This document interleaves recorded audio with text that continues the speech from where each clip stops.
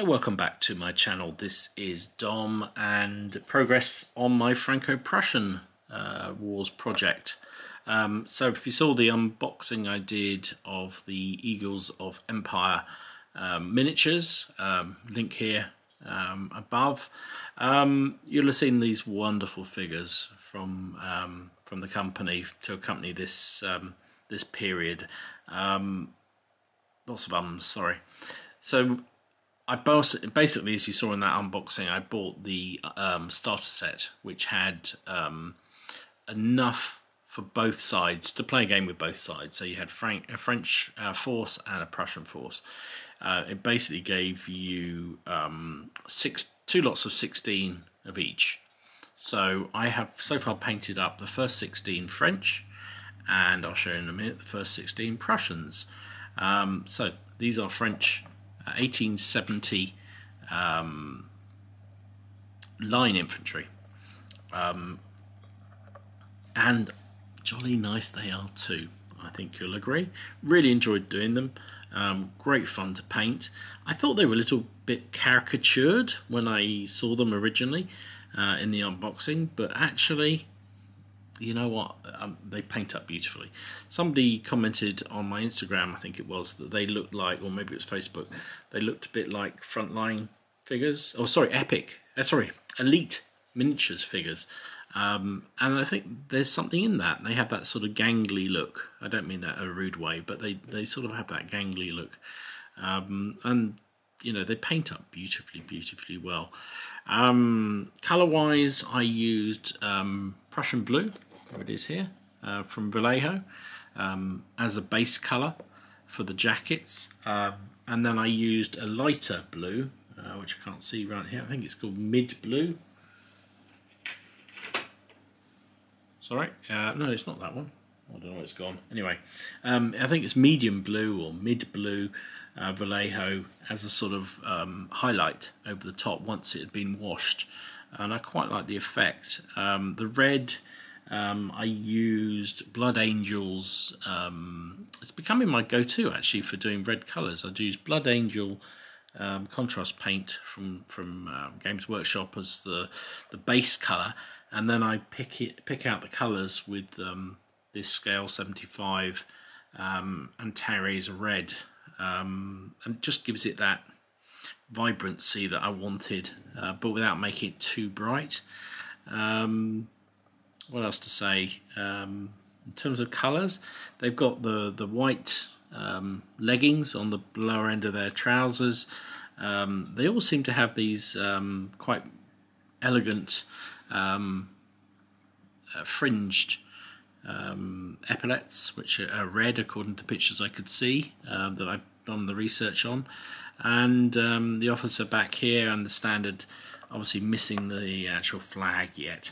Now, Eagle Eyes will notice, well, maybe you won't because you maybe don't know the rule system, but the rules that come with this this figure range look really interesting, and I'll give a walkthrough of some of the highlights of that, and maybe even show some games if I get a chance. But basing wise, they suggest a section in Eagle of Empires is 7 figures, which is a bit of an odd number, and they suggest putting them on a 40mm base and a 30mm base, but they suggest 2 figures on the 30s and 3 figures on the 40s. And I was a bit nervous about doing that, A, because I think they're crammed in, and I, didn't really want them to be crammed in, but also because if I do decide to use this for a different rule set, having them based in that format, it's going to be quite restrictive. So they do actually say in the rules that actually doesn't matter too much if your opponent's doing the same. So I imagine a lot of people will do them the same. These are on penny-sized bases, so what's that, 20mm across. And what I may do is just sort of position them on a base like that. So they're sort of there, because the rules allow units or these individual sections mustn't be more than 2 inches apart. So that's the sort of the concept of these. So there you go, like that, and then like that, and that would be a French squad, and then the officer group would be on another smaller base sitting behind, and then 2 sections like this would be a larger group, which would, so you basically that would be the French line out there, if you see what I mean. So I think I'm going to stick them, well, I have decided to stick with them on single bases. Whether I stick them down with blue tack or something when I'm playing the game on these, or whether I just space them out, I mean, yeah, it is what it is. As long as somebody else, as long as my opponent is doing the same system, I don't think it really matters terribly. But anyway, there you go. That's insight into the basing, and also into the figures themselves, which I say I'm really pleased with. Don't paint French very often, or at all, really. I'm quite pleased with these ones. So here's their opponents. Now these are the Prussians. Again, 16 figures, which is a group, 2 sections, and a leadership group. Again, missing the flags because I've got to get hold of some flags. Basically, I'm hoping that Eagles of Empire will send me some with my next order. So, what to say about the Prussians? The Prussians, again, I really like the sculpts, and I wouldn't mind betting. I don't know for certain, but it almost looks to me like it's a different sculptor that did the French and the Prussians. Now that's not a bad thing, because actually I think these are really nice. Excuse me, my turntable seems to be sticking a bit. Anyway, so they look like they're slightly different sculpts, but it's not a bad thing. I think these are really nice as well, really detailed, nice animations. Figures look really good. The only slight issue I've had is that the spikes on the helmets, sometimes they were bent in the box, and trying to bend them back, a couple of times they popped off. So in fact I can see one there and one there, they've broken off. And that's really frustrating. One of the ones in the other box, the officer's helmet's lost its spike.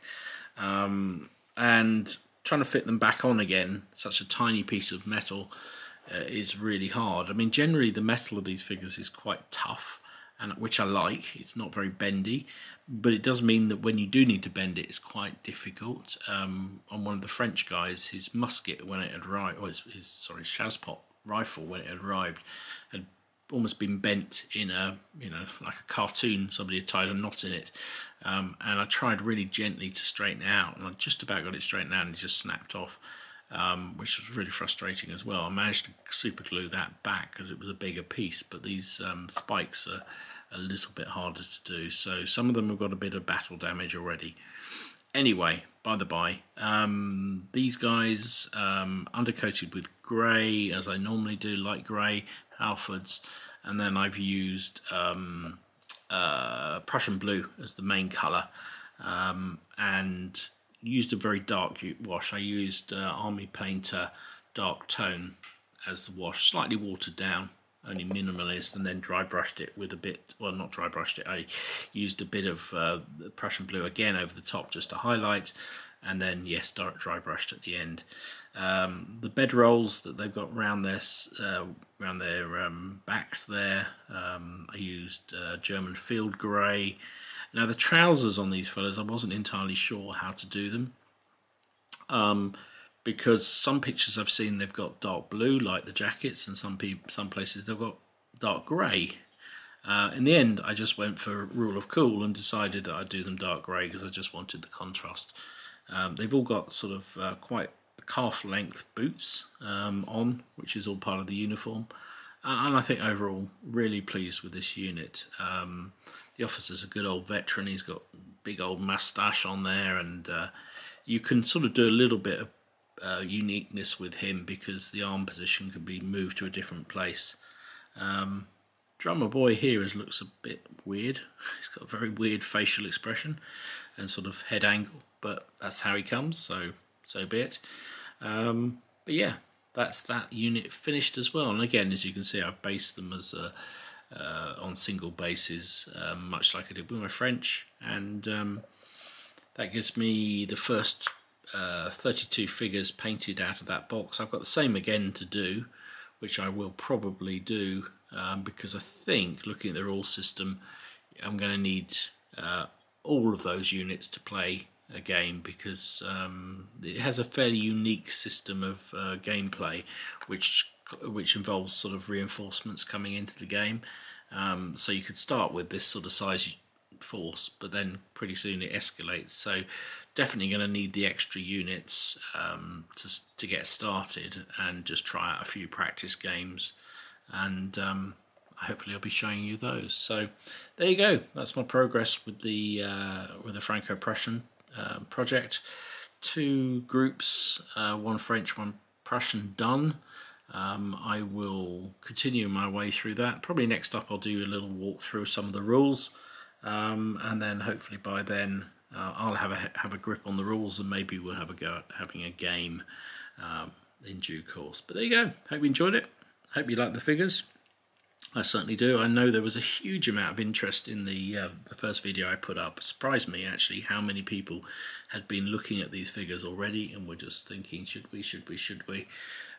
So if you did buy, or you are going to buy from Eagles of Empire, let him know I sent you. He might be favourable to me. Actually, I have been talking to Soren, who runs the company there, quite a lot, because he was quite excited when I sent him the video of the unboxing, and he was very keen to see what I was doing, and maybe help me out with some figures later on to do some other projects and show some of the other figures in the range. So yeah, but please, if you do buy from him, let him know that I sent you over, so to speak.